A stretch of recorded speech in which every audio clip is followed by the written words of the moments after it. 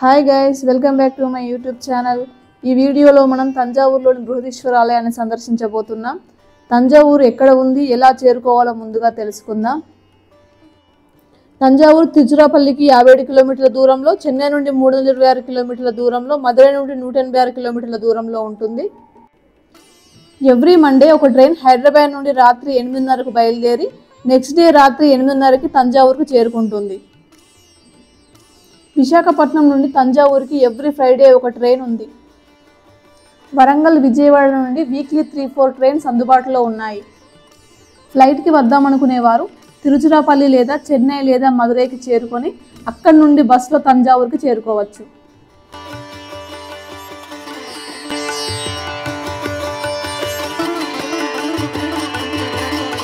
ఈ బృహదీశ్వర ఆలయాన్ని 1000 ఏళ్ల క్రితం రాజరాజ చోళులు నిర్మించారు. ముందుగా దీనిని రాజరాజేశ్వర ఆలయంగా పిలిచేవారు. తర్వాత మరాఠా పరిపాలన కాలంలో దీనికి బృహదీశ్వర ఆలయంగా పేరు పెట్టారు. ఈ బృహదీశ్వర ఆలయాన్ని బిగ్ టెంపుల్ అని కూడా అంటారు. పేరుకు తగ్గట్టుగానే ఇక్కడ అన్ని పెద్దవిగానే ఉంటాయి.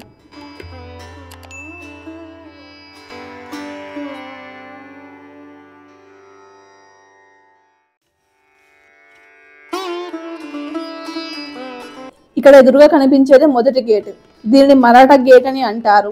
దీనిని తంజావూరులోని చివరిగా పాలించిన మరాఠా రాజులు 300 సంవత్సరాల క్రితం నిర్మించారు. అయినా కూడా ఇది 1000 ఏళ్ల క్రితం నిర్మించిన టెంపుల్ లాగానే మనకు కనిపిస్తుంది. ఈ గేటుకి ఒక పక్క సుబ్రహ్మణ్యేశ్వర స్వామి, మరో పక్క వినాయక విగ్రహాలు కనిపిస్తాయి.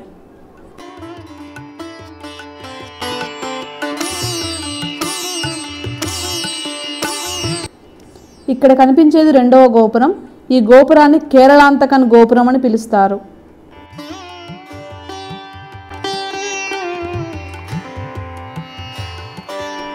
ఇక్కడ బృహదీశ్వర ఆలయం, తంజావూరు, చోళుల గురించి పూర్తి ఇన్ఫర్మేషన్ ఉంటుంది. ఒకసారి చూడండి.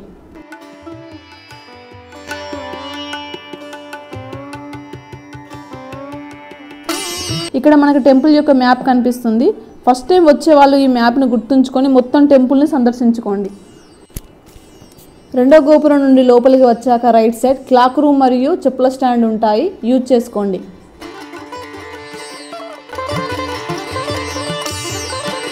ఈ ఆలయ నిర్మాణానికి 1,30,000 టన్నుల గ్రానైట్ రాయిని ఉపయోగించారు. ఈ గ్రానైట్ రాయిని తంజావూరుకి 60 కిలోమీటర్ల దూరంలో ఉన్న పుదుకొట్టై నుండి తెప్పించారట. ఈ రాయిని తీసుకురావడానికి 12,000 ఏనుగులు, 5,000 గుర్రాలు, 50,000 మనుషులని ఉపయోగించారట.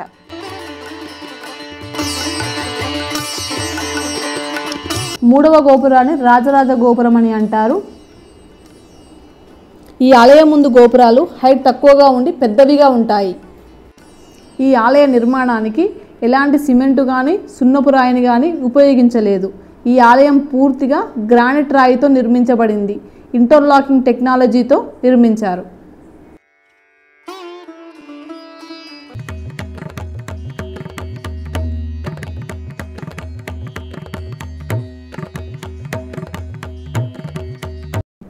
ఈ బృహదీశ్వర ఆలయాన్ని 1004 సంవత్సరంలో మొదలుపెట్టి 1010 సంవత్సరంలో పూర్తి చేశారు. ఈ ఆలయాన్ని కేవలం 6 సంవత్సరాల కాలంలోనే పూర్తి చేశారు.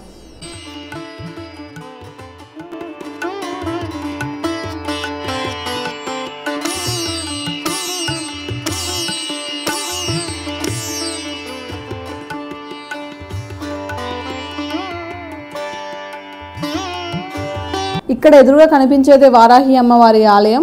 ఇన్సైడ్ కెమెరా అలో లేదు, దర్శించుకోండి.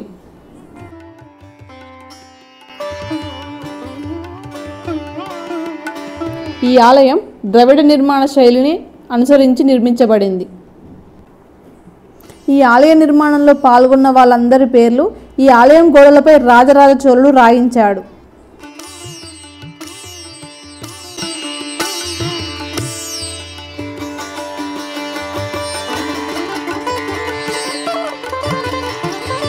టెంపుల్లోనికి రాగానే మనకి ముందుగా నంది విగ్రహం కనిపిస్తుంది. ఇది పూర్తిగా ఏకశిలపై చెక్కారు. దీని బరువు సుమారుగా 20 టన్నులు ఉంటుంది. దీని ఎత్తు 2 మీటర్ల వరకు ఉంటుంది. 2.6 మీటర్ల పొడవు, 2.5 మీటర్ల వెడల్పు కలిగి ఉంటుంది. ఈ నంది విగ్రహం భారతదేశంలోని రెండవ అతిపెద్ద నంది విగ్రహం. మొదటిది లేపాక్షిలో ఉన్న నంది విగ్రహం. మీరు ఇక్కడ చూస్తున్న నంది చోళరాజులు ప్రతిష్ఠించింది కాదు. చోళరాజులు ఇక్కడ ముందుగా చిన్న నందిని ప్రతిష్ఠించారు. తర్వాత నాయకర్ రాజులు ఇంత పెద్ద ఆలయానికి ఇంత చిన్న నంది బాలేదని చెప్పి పెద్ద నందిని ప్రతిష్ఠించారట. ప్రతి నెల ఈ నందికి 2 సార్లు అభిషేకం చేస్తారు. ఈ అభిషేకానికి చుట్టుపక్కల నుండి చాలామంది భక్తులు వస్తారు. ఇప్పుడు టెంపుల్ లోపలికి వెళ్దాం రండి. ఇక్కడ గర్భగుడిలోని శివలింగం ఎత్తు 12 ఫీట్స్ ఉంటుంది. దీని బరువు 12,000 kgs వరకు ఉంటుంది. ఇది భారతదేశంలోని అతిపెద్ద శివలింగం.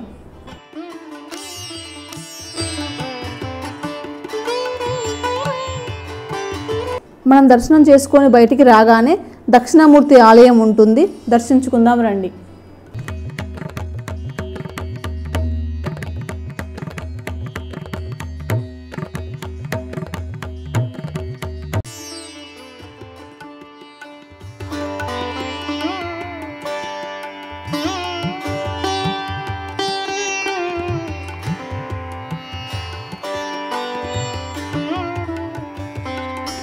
ఇక్కడ ఎదురుగా కనిపించేది వినాయక టెంపుల్.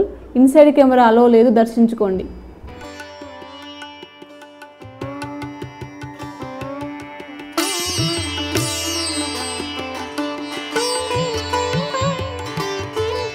ఈ ఆలయం 216 అడుగుల ఎత్తు ఉంటుంది. ఈ ఆలయాన్ని 13 అంతస్తులుగా నిర్మించారు.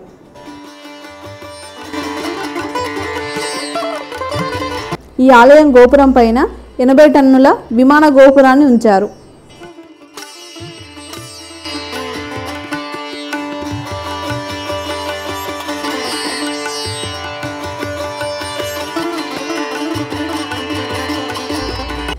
అన్ని ఆలయాలలో గర్భాలయం నిర్మించాకే శివలింగాన్ని ప్రతిష్ఠిస్తారు. కానీ ఈ ఆలయంలో శివలింగాన్ని ప్రతిష్ఠించాకే గర్భగుడి కట్టించారు.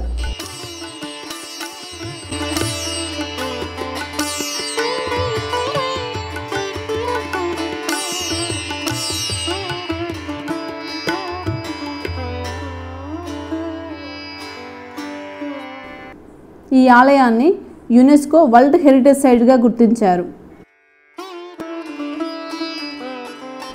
ఇక్కడ కనిపించేది కర్వన్ దేవర ఆలయం. ఈయన రాజరాజ చోళుని యొక్క గురువు.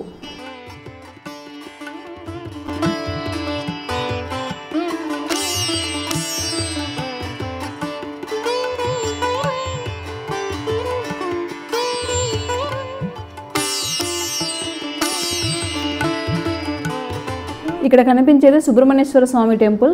దర్శించుకుందాం రండి. ఇన్సైడ్ కెమెరా అలో లేదు. ఈ ఆలయం మిగతా టెంపుల్స్తో పోలిస్తే డిఫరెంట్గా ఉంటుంది. మిగతా టెంపుల్స్లో ప్రవేశ గోపురాలు పెద్దవిగా, విమాన గోపురం చిన్నదిగా ఉంటుంది. కానీ ఈ ఆలయంలో మాత్రం ప్రవేశ గోపురాలు చిన్నవిగా, విమాన గోపురం పెద్దదిగా ఉంటుంది.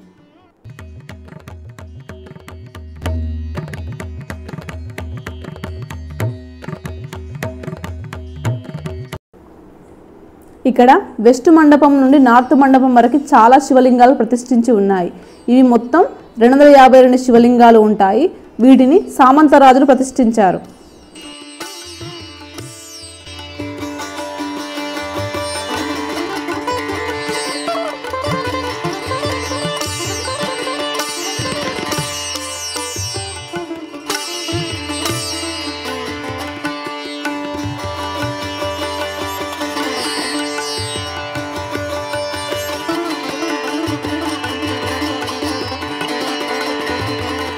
ఇక్కడ కనిపించేది ఖండికేశ్వర ఆలయం. ఈయన శివునికి పరమ భక్తుడు. ఆయన భక్తి వల్ల శివుడు ఒక వరం ఇచ్చాడంట. ఆ వరం ఏంటంటే శివుడు భోజనం చేశాక మిగిలిన పదార్థాలన్నీ తినే అర్హత ఇతనికే ఉంటుంది అంట.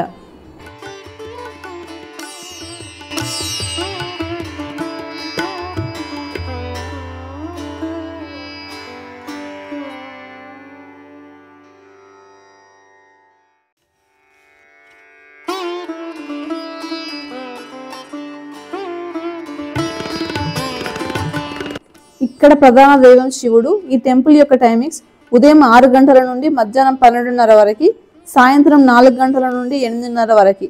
ఇది ఒకప్పుడు చోళ రాజధానిగా ఉండేది.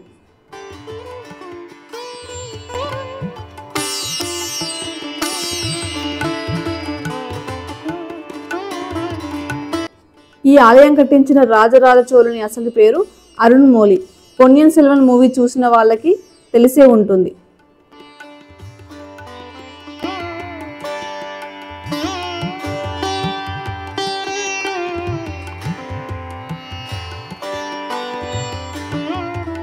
ఇక్కడ కనిపించేది పార్వతీదేవి ఆలయం.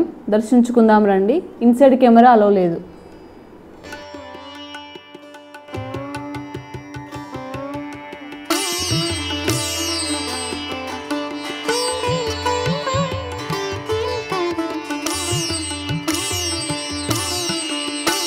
ఇక్కడ ఎదురుగా కనిపించేది నటరాజస్వామి మండపం.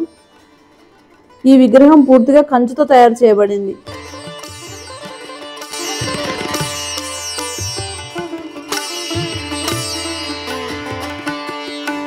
తంజావూరు చోళుల రాజధాని, పాణిల రాజధాని మదురై, పల్లవుల రాజధాని కాంచీపురం, నాయగర్ రాజుల రాజధాని తిరుచిరాపల్లి. పల్లవుల మరియు నాయకుల రాజుల మాతృభాష తెలుగు, చోళుల మరియు పాండ్యుల మాతృభాష తమిళ్. వీళ్ళందరూ కలిసి మన సౌత్ ఇండియాని రూల్ చేశారు. చివరిగా మనకు సౌత్ ఇండియాని రూల్ చేసింది మరాఠా రాజులు.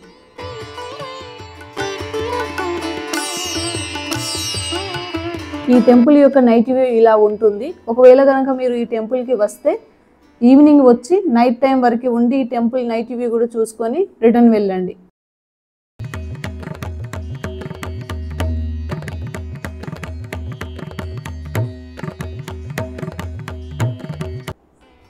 ఒకవేళ మీకు టైం ఉంటే ఈ బృహదీశ్వర ఆలయం నుండి 1.5 కిలోమీటర్ల దూరంలో బంగారు కామాక్షి అమ్మన్ టెంపుల్ ఉంటుంది. దర్శించుకోండి.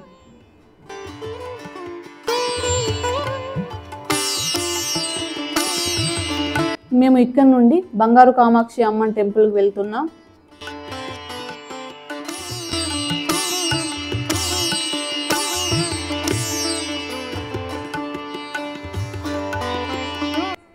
ఇక్కడ కనిపించేది బంగారు కామాక్షి అమ్మన్ టెంపుల్.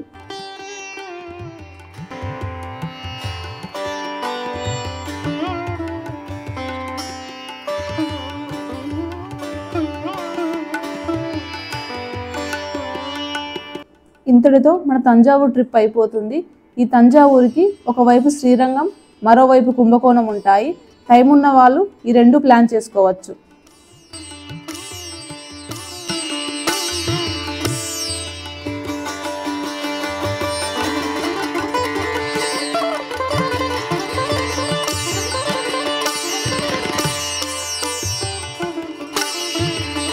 ఈ వీడియో కనుక మీకు నచ్చినట్లయితే లైక్ చేయండి, షేర్ చేయండి, సబ్స్క్రైబ్ చేసుకోండి. Thank you.